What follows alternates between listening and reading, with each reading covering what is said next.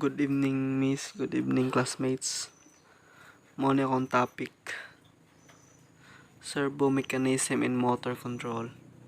Servomechanism.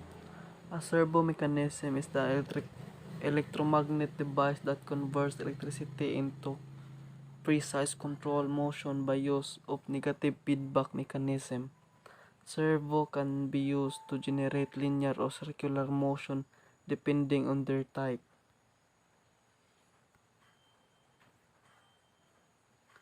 Servomechanism in motor control. Mao ni siyang kuan. The input command signal, so there's sa amplifier to the motor na gear system, mao ni siyang output shaft na ang potentiometer mo na. This is an automatic closed loop control system. Here, instead of controlling a device by applying a variable input signals, and device is controlled by a feedback signal generated by comparing output signal and references input signal. When reference input signal or command signal is applied to the system, it is compared with output reference signal of the system produced by a feedback system. This input signal to the device present as long as there is a logical difference between reference input and output signal of the system. After the device achieve its desired output, there will be no longer the logical difference between reference output signals and reference input signals of the system.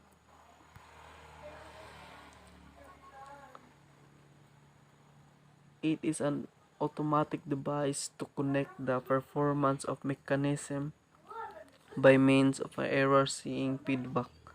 The term servomechanism properly applies only to system in which the feedback and error correction signal control mechanical position or one of its derivatives such as velocity and acceleration.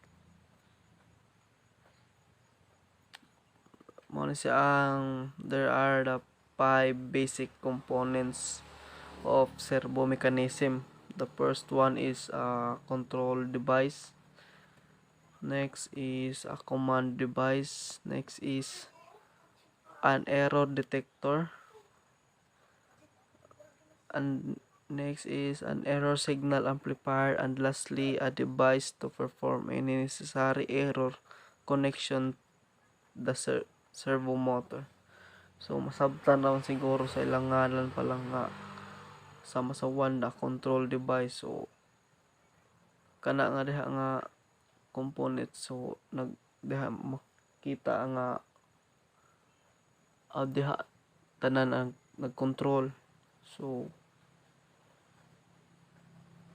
kay ang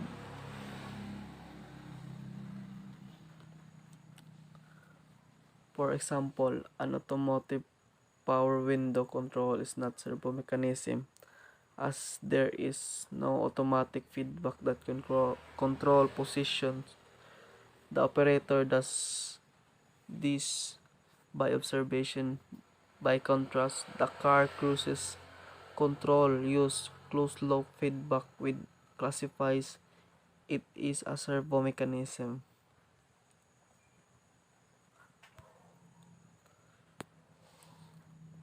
The Boeing 777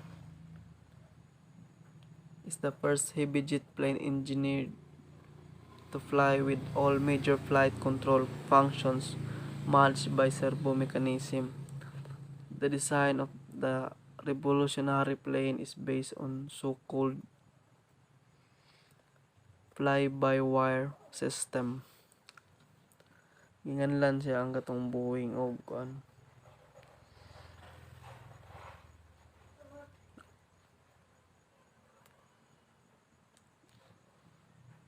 In a normal flight, a digital signal communicates the pilot's instruction electrically to control servo mechanism that position the plane's control surface as needed.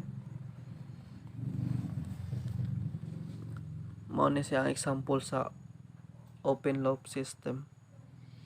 So, load on demand input transducer, demand signals, motor, response, load. In this system, an input is applied and output obtained. Figure shows example. Assume a aircraft rudder controlled by an open loop system. The demand made by the pilot on the rudder bar is picked up by the transducer, which converts it to an electrical signal. Example, the demand signal. This signal is amplified and fed to the motor, which compounds by moving the load. Example kay ang the rudder. There is no position feedback and the pilot does not know if the rudder has adopted the position request. Closed loop system. Mga siyang closed loop system. Input transducer, error detector, error signal, servo motor, load, position feedback, output position transducer.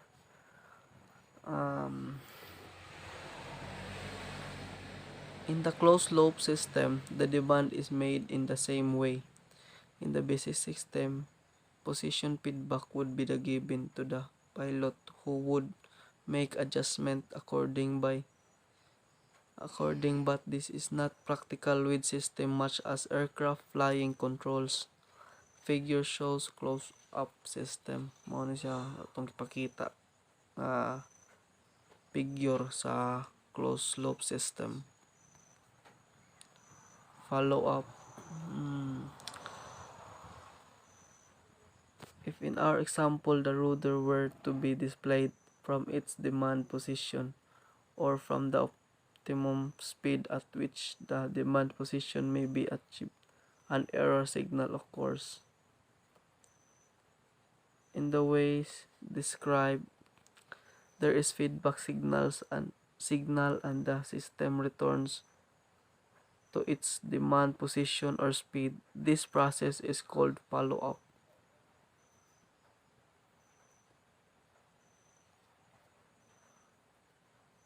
Position feedback. Position feedback is obtained from transducer position at the output.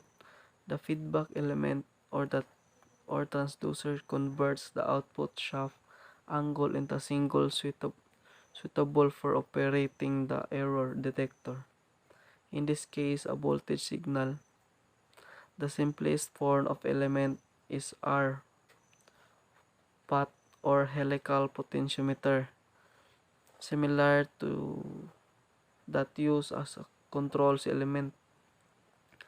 In practice, helical potentiometer are used since by give 360 degrees coverage, which a R path can provide.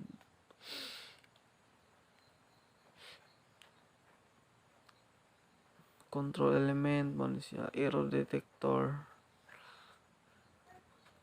servo motor, load, tachogene, velocity feedback, positional feedback, feedback element. Next is types of servo. Remote position control or RPC servos used to control the angular or linear position of a load. Example, control of the director in which a radar scanner and pointing,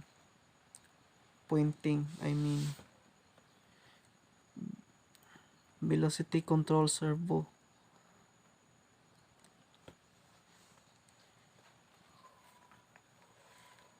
used to control the speed of the driving motor is made proportionally to the input demand, usually the voltage. Example, control of a radar scanner which required to rotate with a constant angular velocity.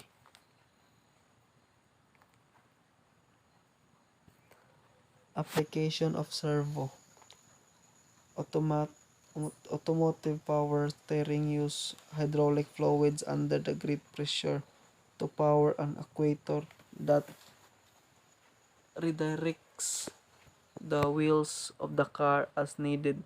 The driver gently turns the steering wheel and the power assist servo mechanism provide much of the necessary energy needed to position the wheels. High performance airplane needed special servo mechanism called flight control system to compensate for performance instabilities that would otherwise compromise their safety. And that's all. Thank you.